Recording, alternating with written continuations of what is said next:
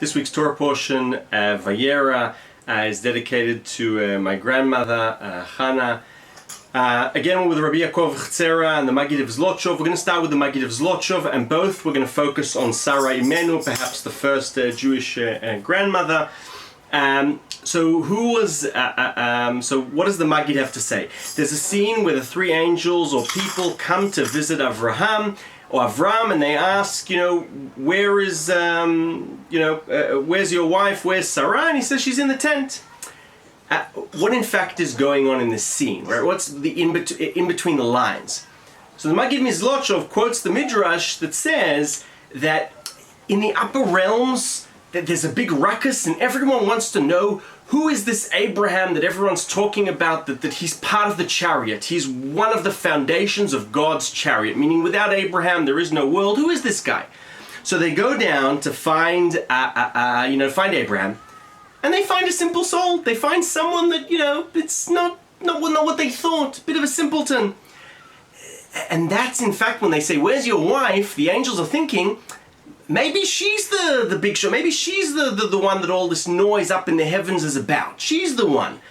So what happens? They that's when they say to Abraham, tell me, so where is Sarah?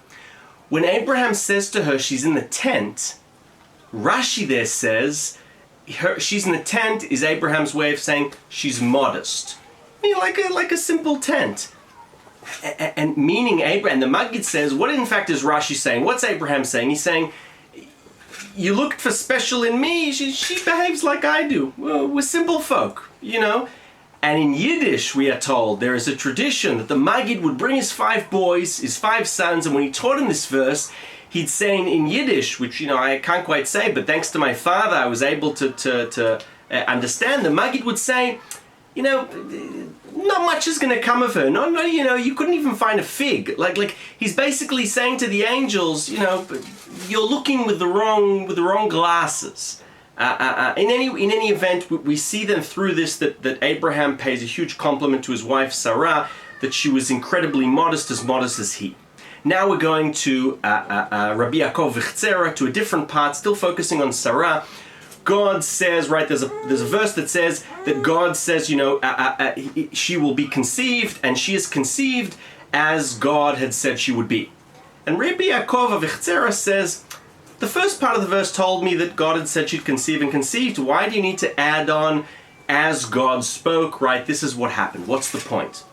And it's important for us to know this because it wasn't only important that she would conceive, but society had to see that it was her baby, then it was done in a sort of natural, supernatural way. What does this mean?